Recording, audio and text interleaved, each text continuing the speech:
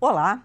Junho de 1977. O DCE de Minas Gerais organiza o terceiro N, Encontro Nacional de Estudantes, com o objetivo de reconstruir a extinta UNE, União Nacional dos Estudantes, devastada pela ditadura militar instaurada em 1964. Cercados, presos, os 400 participantes do terceiro N não conseguiram realizar o evento. Uma derrota? Não. Para muitos, uma grande e expressiva vitória. Ali começava a reação popular mais forte contra o regime militar, que também iniciava o seu fim. O nosso convidado de hoje é o empresário Jânio Oliveira Bragança, então presidente do DCE da Universidade Federal de Minas Gerais. Ele vai falar sobre aqueles tempos sombrios e a importante participação dos estudantes no processo de redemocratização do país. Que bom ter você aqui, Jânio. É um prazer. Uma honra para mim participar desse momento histórico, de celebração do terceiro N. Eu queria começar com uma frase que você disse 20 anos depois do terceiro N, que ali com 64 instalou-se a paz do cemitério, a noite mais escura e mais espessa da história do Brasil. Como que eram aqueles tempos? Eu sou da segunda geração de luta contra a ditadura militar. A primeira geração, ela é eliminada praticamente em 1970. Em 69, tenta-se fazer um congresso de Biúna, onde são presos 800 estudantes, que era um congresso da UNE, União Nacional dos Estudantes. Os jovens da época partiram para várias reações ao golpe de 64. Vários deles foram para a luta armada, e foram dizimados. Nós somos da geração pós-70, eu sou da geração de 74.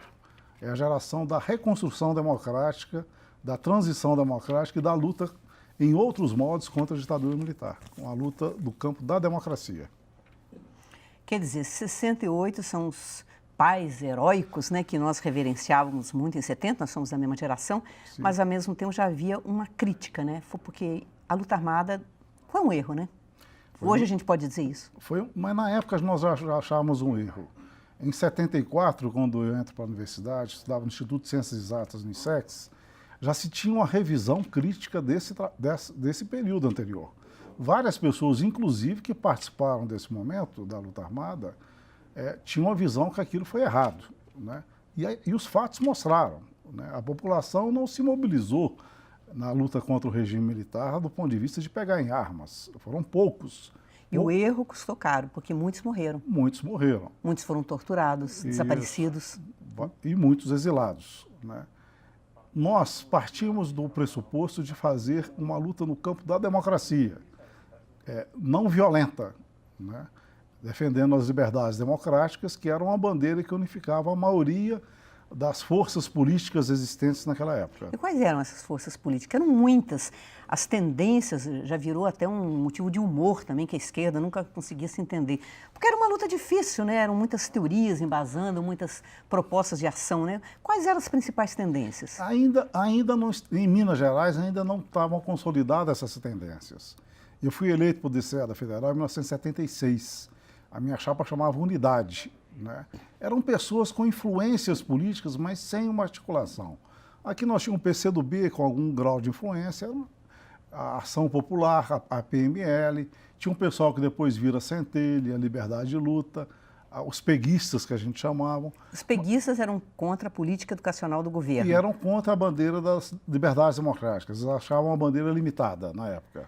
Qual que era essa restrição? É porque eles não valorizavam tanto a democracia em si, Eles viam a democracia como uma etapa estratégica para se chegar à revolução, Todos nós, do campo das liberdades democráticas, trabalhávamos com o conceito de lutar pela democracia como um passo à conquista do socialismo. Tinham visões diferentes se o socialismo era um socialismo democrático ou não. A maioria de nós sempre defendeu o socialismo democrático, Era esse campo. A gente chamava peguistas porque eles centravam a luta contra a política educacional do governo. Com as lutas específicas dentro da universidade. Isso, aí a gente chamava de PEG, então chamávamos o apelido era peguista. Em compensação, o pessoal chamava vocês, ou nós, de reformistas, Porque vocês não eram revolucionários, para eles. Para eles. Eram algumas pequenas discussões que ainda estavam iniciando no campo da UFMG e da Católica. Mas depois de 70, em algum momento, houve uma união de praticamente todos em torno das liberdades democráticas, não foi assim? Não, por exemplo, quando eu sou eleito presidente do DCE em 76, tinham duas chapas. Uma chapa dos peguistas e teve a chapa que eu fui eleito. A minha eleição foi quando foi a primeira eleição direta para o DCE depois de 1970, que era eleição indireta. Nós fizemos a primeira eleição direta. A minha chapa, eu lembro, teve 7.500 votos, a outra teve 1.200. Foi a primeira disputa entre as dois blocos, entendeu? Mas a gente trabalhava junto nos trabalhos dentro da universidade, nas caloradas, que eram grandes projetos culturais que se faziam na universidade para a recepção dos calouros, tinham shows de Gonzaguinha, Alceu Valença. O momento cultural era muito vibrante, né? Muito, muito. Interessante, talvez até um pouco de ecos também de maio de 68, em outro momento na França, porque eles não tiveram que lutar contra ditaduras, eles já participavam de democracia. Na América Latina toda, o movimento, seja feminista ou dos estudantes, era pela democracia mesmo. Pois é, e esse movimento cultural nosso era cerceado, né? Hoje as pessoas não sabem o que é censura. Vamos pegar o Estadão, o Estado de São Paulo, publicava poemas do Camões nas suas páginas quando era censurado. Chico Buarque, Gonzaguinha, tinha que mandar suas letras de música para serem aprovadas. Os shows que a gente fazia, a gente tinha que ter autorização da Polícia Federal, que ficava catimbando o show da gente. Mas eram shows belíssimos, né? Eu me lembro de ter visto lá no DCE, assim, o Valença, quando começou, o Alceu Valença. MPB4. Grandes artistas ali pertinho, eles estavam começando também, né? E grandes discussões, Plínio Marcos, Muniz Viana, se não me engano. Muniz Bandeira. Muniz Bandeira. Muniz Bandeira, a gente foi fazer no DCE, ali na Praça da Liberdade, que hoje é o Belas Artes Liberdade, ali era o centro cultural nosso. Isso. A gente foi fazer um debate em 74, 75, com Muniz Bandeira sobre os contratos de risco do petróleo. Isso. A Polícia Federal cerca o local, fala que tem bomba lá dentro e impede da gente fazer o debate, entendeu? Então, esse momento era um momento de quê? De atividade cultural intensa, informação. A gente fazia os jornais murais inspirados na Revolução Cultural Chinesa, que eram os dazibaos, né? A gente fazia jornais murais com recortes de jornais e pregava nos restaurantes. E as pessoas faziam fila para ler notícias, né? Hoje, notícia é um clique, né? Isso que é interessante. As pessoas, acho que, na minha opinião, devem olhar para trás e nunca simplificar demais a época, como fala o Michel Foucault. O que é uma época? Uma época é muita coisa. Então, tinha repressão, tinha tortura, desaparecimento de pessoas, exílio e uma vida cultural muito vibrante. Eu acho que foi a época que eu me senti mais viva na minha vida. Em 70 que tem as últimas assassinatos, né, em relação maiores do regime militar. Mas nós temos em 72, 73 a morte do Herzog e a morte do Alexandre Vanucci. Não, Alexandre Vanucci, 73 e Herzog, 75. 75, né? São os dois últimos grandes assassinatos da ditadura, além do Manuel Fiel Filho, posteriormente. Isso. Agora, me diz uma coisa, você me passou para mim, eu li, e foi muito bom ter lido, a tese de Gislene Lacerda, pela UFRJ, uma tese recente. Se chama O Movimento Estudantil e a Transição Democrática, Memórias de uma Geração Esquecida. Então, por que essa geração nossa, a chamada geração da transição, foi esquecida praticamente na historiografia? Porque no Brasil tem 70, o fim da UNE, fim do Congresso da UNE, fim da luta armada, fim do desmantelamento das organizações de esquerda. E depois aparece 79, o Congresso de Reconstrução da UNE, 78 as greves do ABC, né? A campanha salarial do ABC. Esse intervalo de 70 a 79, parece que no Brasil tem um buraco negro, que nada aconteceu nesse intervalo. Você não tem filmes, não tem reportagens. Você entra no site da UNE e não tem uma linha sobre esse período da luta de resistência ao regime militar. Aí é uma disputa de narrativas, né? Isso.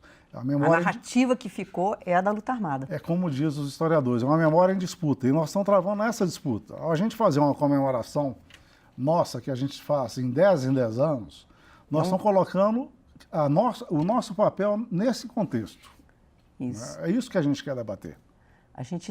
Essa geração tem que ser lembrada porque ela participou de uma paz negociada, pactuada, com recuos, mas ao mesmo tempo avanços, e não partiu para a luta armada, que no imaginário é mais vibrante, mais charmoso, talvez, não sei.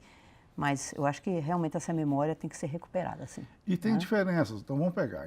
Em maio de 77, 1º de maio de 77, são presos em São Paulo alguns estudantes fazendo uma panfletagem no 1º de maio. Logo depois, entra em greve a Fafiche na Federal, né, exigindo a libertação desses estudantes. Nós fazemos uma assembleia universitária e convocamos um ato público em maio de 77, primeira semana de maio. Aonde? Na Escola de Medicina. É o primeiro ato público massivo em Belo Horizonte, depois de 70. Nesse ato público vão mais de 5.000 pessoas.